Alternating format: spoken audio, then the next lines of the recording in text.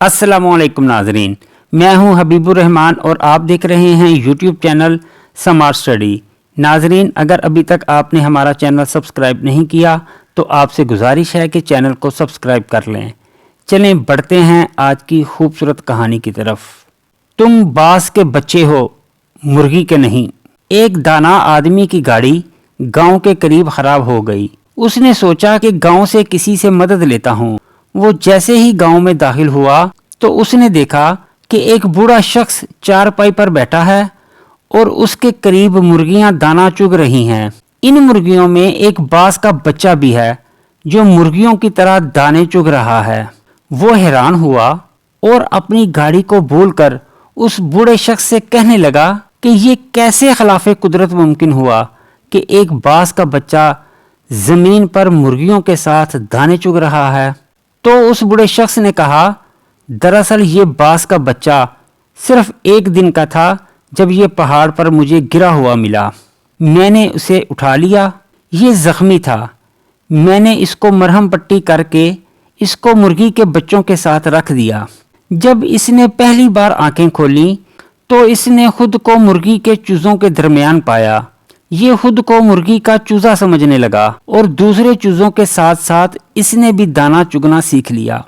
उस दाना शख्स ने गांव वाले से दरख्वास्त की कि ये बास का बच्चा मुझे दे दें तोहफे के तौर पर या इसकी कीमत ले लें, मैं इस पर तहकीक करना चाहता हूँ। उस गांव वाले ने बास का बच्चा इस दाना शख्स को तोहफे के तौर पर दे दिया। ये अपनी गाड़ी ठीक करवा कर अपने घर आ गया और रोजाना बास के बच्चे को छत से नीचे फेंक दिया करता, मगर बास का बच्चा मुर्गी की तरह अपने परों को सुकेड़ कर गर्दन इसमें छुपा लेता। वो रोजाना बिला नागा बास के बच्चे को अपने सामने मेज पर बिठाता और उसे कहता कि तू बास का बच्चा है, मुर्गी का नहीं, अपनी पहचान कर। इस तरह उसने कई दिन तक उर्दू, पंजाबी, सिंधी, सराइकी, पश्तो हर जबान में उस बास के बच्चे को कहा कि तू बास का बच्चा है, मुर्गी का नहीं। अपने आप को पहचानने की कोशिश करो। आखिरकार वो दाना शख्स एक दिन बास के बच्चे को लेकर एक बुलंद तीन पहाड़ पर चला गया। वो उसे कहने लगा कि खुद को पहचानने की कोशिश करो, तुम बास के बच्चे हो, मुर्गी के नहीं। और इस शख्स ने यह कहकर बास के बच्चे को पहाड़ की बुलंदी से नीचे फेंक दिया। बास का बच्चा डर गया और उसने मुर्गी की तरह अपनी गर्दन को झुकाकर परों को सुकेड़ लिया और आंखें बंद कर ली। थोड़ी देर बाद उसने आंखें खोली तो उसने देखा कि जमीन तो अभी बहुत दूर है। तो उसने अपने पर फड़फड़ाए और उड़ने की कोशिश करने लगा, जैसे हमें कोई दरिया में धक्का दे दे तो हमें तैरना नहीं भी आता हो तो भी हम हाथ पांव मारेंगे। थोड़ी ही देर में वो अपने आप को बैलेंस करने लगा, क्योंकि बाज में उड़ने की सलाहियत खुदा ने रखी होती है। थोड़ी ही देर में वो ऊंचा उड़ने लगा।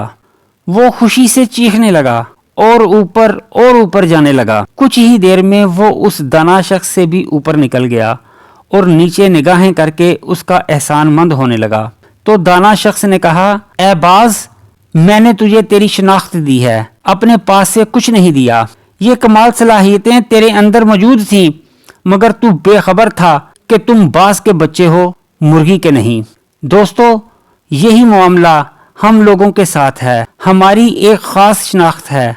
हम एक खास उम्मत के अरकान हैं। हम एक एटमी मुल्क के शहरी हैं। हमारे अंदर अल्लाह रब्बुल इज़्ज़त ने बेपनाह सलाहियतें दे रखी हैं, मगर मसला ये है, हमारे इर्द गिर्द बेशुमार मुर्गियां हैं जिनमें हमारे टीवी चैनल, अखबारात और सोशल मीडिया भी शामिल हैं, जो मुसलसल हमको बताते हैं कि हम बास के बच्चे नहीं, मुर्गी के बच्चे हैं।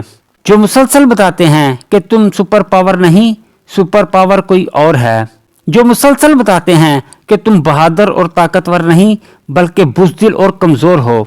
तुम्हारी तो कौम ही ऐसी है।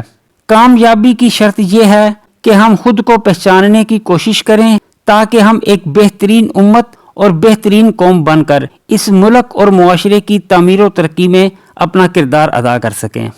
उम्मीद है दोस्तों आपको ये कहानी पसंद आई होगी। अगर पसंद आए तो वीडियो को लाइक और चैनल को सब्सक्राइब कर दीजिएगा چلیں ملتے ہیں اپنی اگلی کسی ویڈیو میں، تب تک کے لیے اللہ حافظ۔